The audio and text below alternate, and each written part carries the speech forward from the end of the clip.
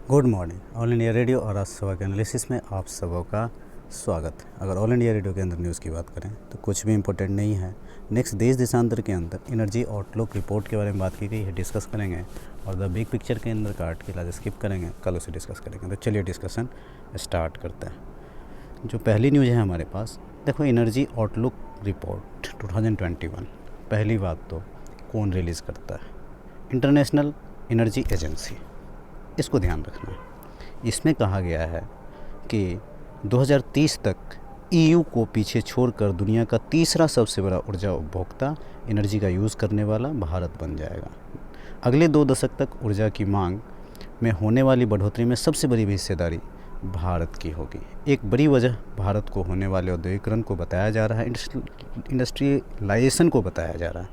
अभी China, USA, U U के बाद भारत चौथा सबसे बड़ा एनर्जी का कंज्यूमर है।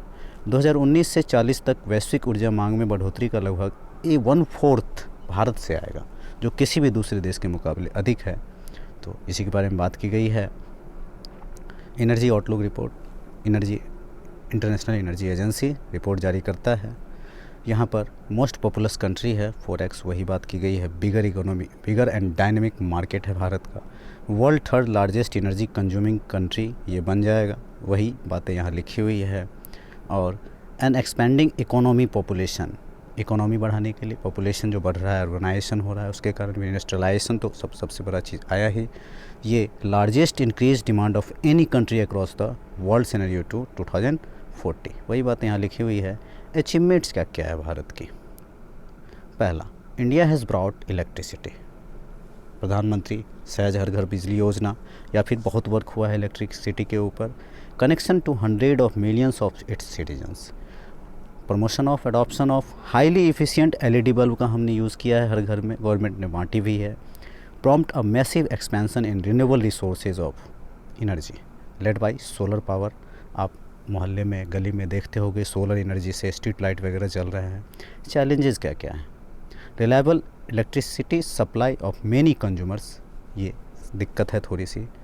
और continue reliance on solid biomass mainly firewood as a cooking, जो हम लोग यूज़ करते हैं, आप समझ रहे होंगे बहुत सारी जगह पे अभी भी यूज़ होता है।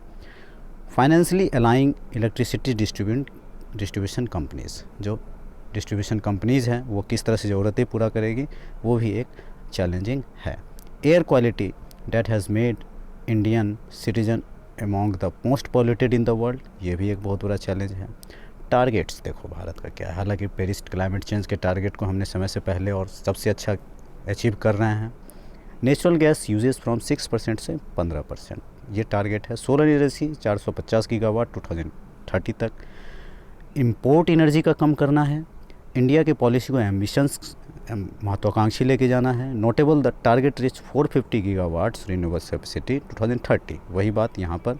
And the extraordinary cost competitiveness of solar, cost competitiveness मतलब सस्ता हो, sorry, which outcompetes existing coal fired fire by 2030 when paired with battery storage, इसको ही बढ़ाने की बात की जा रही है।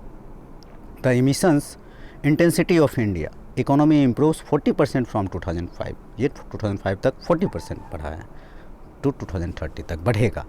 Above the 33 to 35% set out its existing NDC. And the share of non fossil fuels electricity generation capacity reaches almost 60%, ये 60% तक पहुँच गया है। पॉलिसीज़ क्या है गवर्नमेंट की?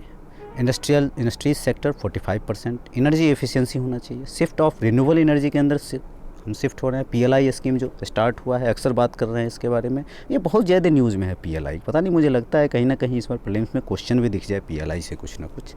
Schemes for manufacturing of solar panels modules, India still imports 80% solar panels imports कर रहा है, मैन्युफैक्चर करने की ज़रूरत है।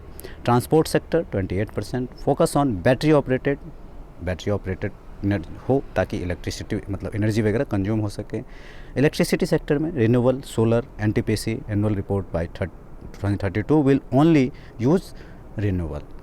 Domestic coal based and new investment coal fired plants लाना चाहिए। नेशनल हाइड्रोजन मिशन अभी लॉन्च हुआ है, आपको याद हो तो, R&D बैटरीज वगैरह पे आयन बैटरी की भी बात हो रही है, इसका लाइफ टाइम ज़्यादा होता है। इन्वेस्टमेंट हब बनाने की बात, रिन्यूएबल्स एनर्जी को बढ़ाने की बात। India huge growth will come from power plant से बहुत ज़्यादा ग्रोथ होता है। Industrial facilities, buildings, vehicles to exist today, जो आज एग्जिस्ट कर रहा है। This provides us with a good opportunity to shift course to a more sustainable course की तरफ हम शिफ्ट कर सकते हैं। वे फॉरवर्ड के अंदर क्या होगा, industrial sector on a similarly new path through more wide spread, इसको वाइड स्प्रेड और बढ़ाना होगा। इलेक्ट्रिफिकेशन को, material and energy efficiency technologies को बढ़ाना होगा प्रोग्रेसिवली लो कार्बन फ्यूल्स की तरफ। Electrification, efficiency and fuel switching, इसको स्विच करना होगा। Main tools for the transport sector, मतलब कुल मिलाकर के रिन्यूएबल की तरफ शिफ्ट करने की यहाँ पर बात की जा रही है। और बात की जाए तो the additional capital required for clean energy, additional capital की ज़रूरत पड़ेगी 2040 इन सस्टेनेबल डेवलपमेंट सिनेरियो 1.4 ट्रिलियन के आसपास। बहुत अच्छा मतलब ये आंसर है, आप इसको लिख सकते हो। India provides the way for whole group of energy hungry developing economics by demonstrating that robust economic expansion is fully compatible होना चाहिए। इंक्रीजिंग पीस, इमिशंस रिडक्शन हो, अचीवमेंट्स बढ़े, डेवलपमेंट गोल्स की तरफ हम आगे बढ़ें। India is already global leader in solar power, global leader है सोलर के पावर के अंदर। And solar combined with batteries will play massive part in Indian energy future, Indian energy future के अंदर मैसिव पार्ट्स बन सकता है। तो आज के डिस्कशन में इतना ही था। Thank you.